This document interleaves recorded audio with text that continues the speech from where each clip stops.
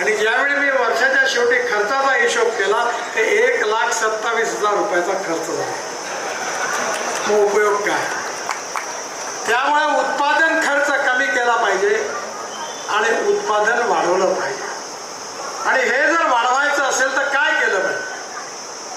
आज आपल्या भागामध्ये मला माहिती नाही प्रयोग झाला की नाही झाला, पण मी आमच्या तिकडल्या पूर्व विदर्भात 3 साखर कारखाने चालवले.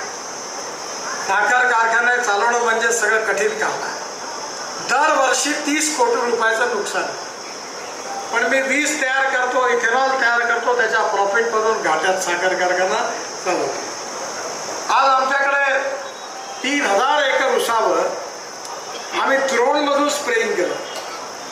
आणि आता जसं सुफला आणि युरियाच्या आपण बॅग घ्यायचो तर एका एकराच्या ऊसाकरता 4 बोरे युरिया आणि 4 बोरे मिश्र